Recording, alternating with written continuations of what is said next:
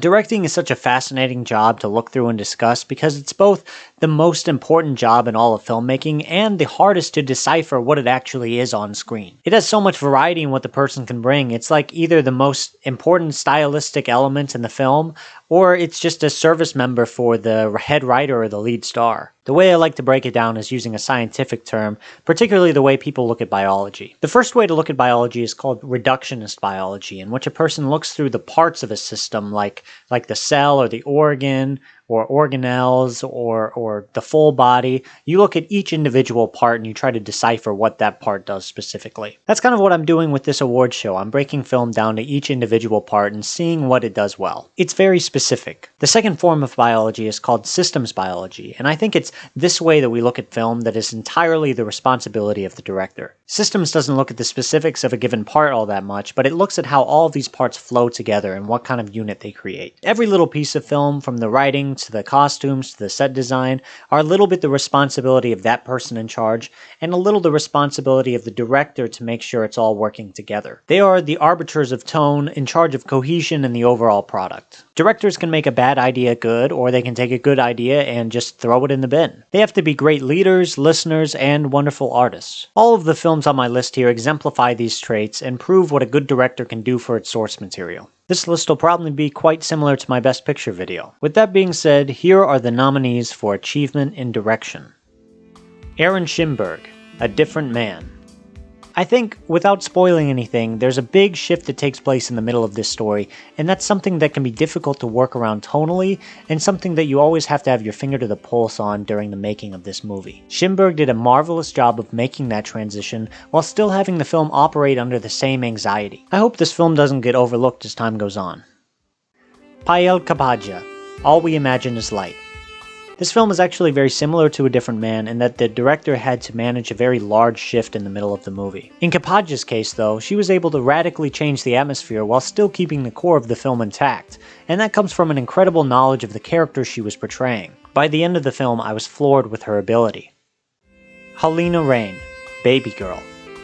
I love the approach Halina Reijn took to this story because, while it's probably among the more subtle directions on this list, it took some very unique steps into making the story her own. New York is always a very sober, realistic, dialogue-heavy area, so I expected that to be in the film, and it was. I hate the Adam McKay-style handhold cam stuff that's been so influential in the area as of recently though, so I'm glad that Reijn switched it up and used something more still and controlled.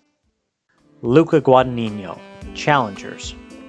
Sometimes it's hard to give a film built in such a realistic world a lot of personality, but Guadagnino was able to do that while still keeping the characters grounded on 2 feet. While many people like to compliment the film by saying it's way ahead of its time, funny enough, I would claim this as a brilliant movie that reminds me of the way films were made 8 to 10 years ago. It's got a killer score from Trent Reznor and Atticus Ross, a sober, fast-paced style, and some PG-13 level sexiness. It reminded me of the film I watched growing up with a more mature and modern lens. It really opened up what he was capable of tonally.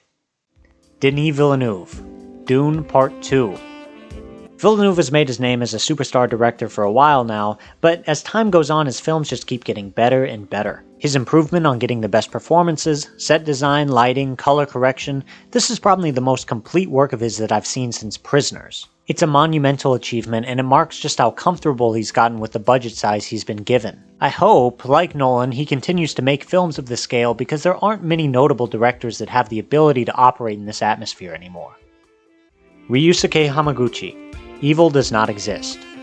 I've only recently done a deep dive on this guy's filmography, and I just found out that the film that got him into international recognition was a 5-hour road trip movie about a group of middle-aged women taking a trip to Kobe. Doesn't that sound like the greatest thing you've ever heard? But yeah, I just mean to say that this director is one that's not afraid to take big swings, and that boldness comes across as an unabashed quality in his work. He's one of the most observant directors I've ever seen.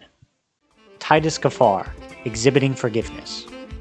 Titus Kaphar is a beautiful mind that has such a singular vision when it comes to his film. He, like Luca, takes seemingly mundane atmospheres and from that creates an immaculate picture. It's like the world moves slowly for him and he's able to see more of it than any of us laymen's can imagine. I hope he continues with film. I know he's got other things to work on.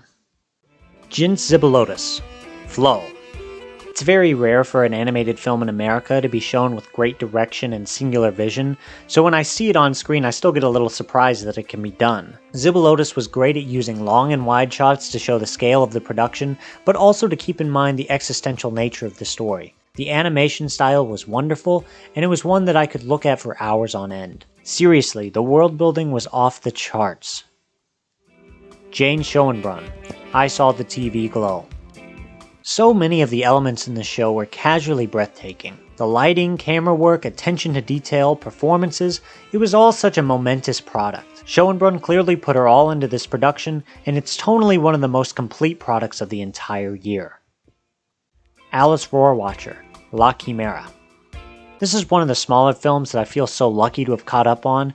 It was probably the most beautiful film of the year when you put together the imagery with the messaging and the performances. It knew when to be subtle, it knew when not to be subtle, and it was engaging the whole way through. It's one of those movies where you don't realize the level at which it hits you until a week or two down the line. It also manages to tell such a wonderful story while feeling like real people going through real things. That's authenticity that's hard to replicate. Kiyotaka Oshiyama, Look Back. Recent anime has a history of being flashy to the point of it being a distraction, but this film was able to use that style into a way that incorporates it brilliantly into the story. The camera movement does justice to Fujimoto's original work and adds a little extra flavor that Oshiyama was looking for. The color, lighting, blocking, all of these complemented the movie perfectly. Luca Guadagnino, Queer. With this year, Luca is probably as hot a name as you can possibly get in the smaller movie market. His direction of this film fires on all cylinders, and you can tell that he put real effort into every fraction of this production. The way it was shot, organized, and put into screen actually marks a change in Guadagnino's filmography. He never dipped his toes into surrealism to this degree, and the change fits him very well. I hope he ends up pushing himself further in this direction, because it's where his drama tends to shine. Ali Abbasi, The Apprentice. Having this movie come from an Iranian director is probably the best decision the producers could have made, because for one, Abbasi probably has a lot of knowledge of the American Empire considering Iran's been tormented by it for a while, but also because it has someone tell the story who's from the outside of the day-to-day political slog that comes from Trump. He gave this film both a darkness that eats at you and an empathy to the characters that also eats at you. He had a commanding presence to the film, and I was so impressed with his vision. Brady Corbet, The Brutalist. Man, this film has been nominated so many times, I'm running out of things to say about it. I think the biggest thing has to be the way in which Corbet was able to pull off the scale of the film. There truly wasn't too many sweeping camera angles or big budget expenditures, but by utilizing an incredible musical score, certain camera tricks, and excellent writing, that makes the life of this man feel weighty. He managed to create something truly special. Coralie Farge, The Substance. In this film, Farge crafted a unique story, one that will leave a lasting impact on genre filmmaking, and one that takes a B-movie feel and turns it into A+ cinema. Farge was incredibly creative with her shot selection, the visual design of the film was completely her own, and it just feels like a film that could never be replicated. For that, she has to receive a nomination. This is probably the most difficult category to talk about because I don't want to rehash everything that I've already talked about before, and at the same time I don't want to get too specific because I have the Best Picture video coming out tomorrow. I think the way I'll fix it is by putting this category first next year. That way I can set the tone for the whole series, and then maybe when I get to the more specific categories I can get into the specifics. Oh well. Hindsight is 20/20. I still think it's a great list of directors this year, and it's impossible to choose just one. But I will, damn it. I have a duty to the 8 of you who might watch this, and I have to give it my best shot. And so the winner for Achievement in Direction in 2024 is...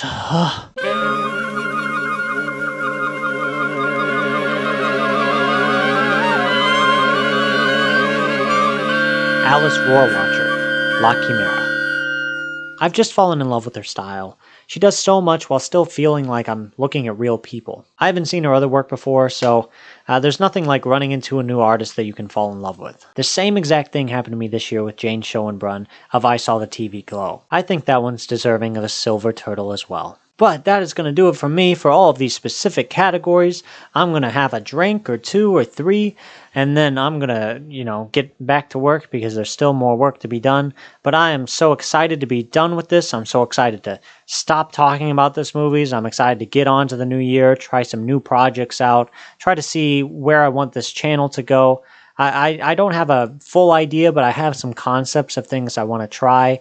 And then this break over February that I'm creating for myself will do good for my creative impulses to see, like, I'll have some time to actually see what I want to do up next. But there'll still be movie reviews. It'll always be movie reviews, at least for the time being. I guess always is not the right word, but yeah, maybe some more specific stuff, some offhand videos, maybe some better production value. I'm going to try at least.